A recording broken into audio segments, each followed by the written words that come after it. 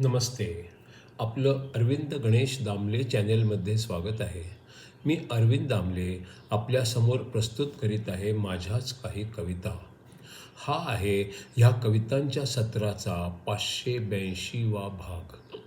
आपल्याला या पसंत पडल्या तर चॅनेलला सबस्क्राईब करा, लाईक करा, शेअर करा आणि बेल आयकॉन दाबायला विसरू नका. तर माझी पहिली मराठीतली कविता आहे. टी व्हीवरची मालिका वाहवत चालली आहे. छोट्या गोष्टीला लांबवण्यासाठी त्यात नंतर खूप पात्रे घातली आहेत. प्रत्येकाचा प्रेम आणि प्रेमभंग आणि नंतर सूड घातलेला आहे. मुख्य पात्रांपासून गोष्ट खूपच भरकटलेली आहे.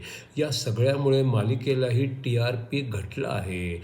ही मालिका आवरा असा धोशा चॅनेलने लावला आहे. आता माझ्यापुढे एक मोठी समस्या उभी आहे.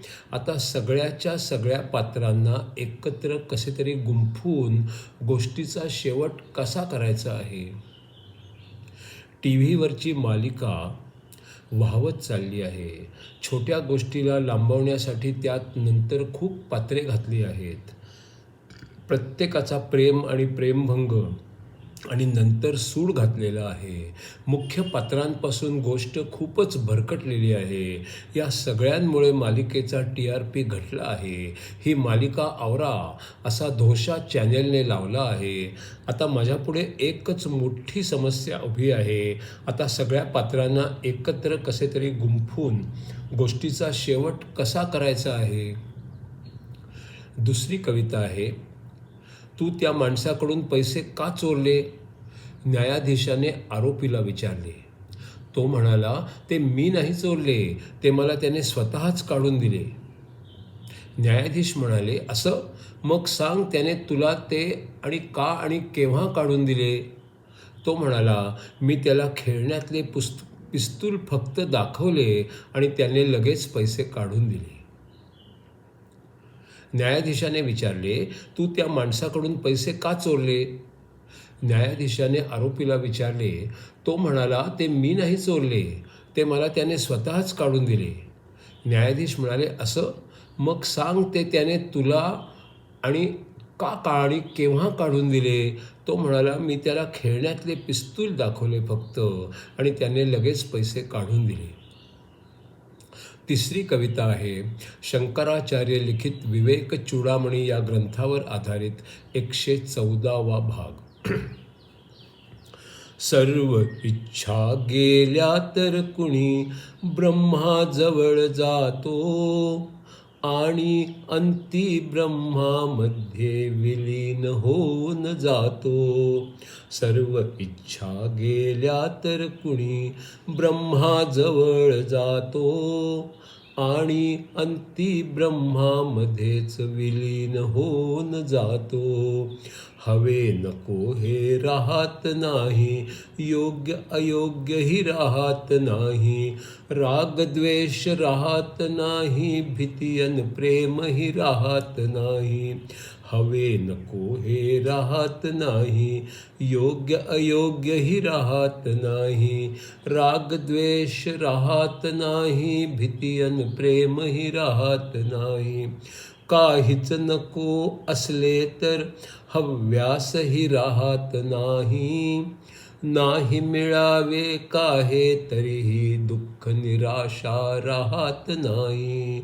काहीच नको असले तर हव्यासही राहत नाही, नाही मिळाले काही तरीही दुःख निराशाही राहत नाही. तू वेगळा मी वेगळा हेही राहत नाही, त्याचा परिणाम म्हणून अहंकारही राहत नाही. तू वेगळा मी वेगळा हेही राहत नाही, त्याचा परिणाम म्हणून अहंकारही राहत नाही. मन नेहमी स्थिर असते अन चलबिचल होत नाही, काही झाले तरी भावना उत्तेजित होत नाही. मन नेहमी स्थिर असते अन चलबिचल होत नाही, काही झाले तरी भावना उत्तेजित उत्तेजित होत नाही. निरीच्छपणा आणि विवेक माणसाचे पंख असतात. या दोन्हीच्या जोरावर साधक उंच उंच जातात.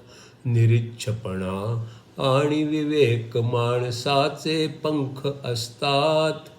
या दोन्हीच्या जोरावर साधक उंच उंच जातात. दोन्हीपैकी एकही पंख कधी कुणा नसतील. पक्षाला उंच भरारी घेणे अशक्य होऊन जाईल. दोन्हीपैकी एकही पंख कधी कुणा नसतील. पक्षाला उंच भरारी घेणे अशक्य होऊन जाईल. उंच इमारतीवरती पक्षी मग पोहोचू शकतो. त्याच्यावरती वेलीसारखा तो पसरू शकतो. उंच इमारतीवरती पक्षी मग पोहोचू शकतो. त्याच्यावरती वेलीसारखा तो पसरू शकतो. बहुतेकांना इतके उंच पोचणेच अवघड असते. निरीच्छपणा विवेक दोन्ही असणे दुर्लभ असते. बहुतेकांना इतके उंच पोचणेच अवघड असते. निरीच्छपणा विवेक दोन्ही असणे दुर्लभ असते.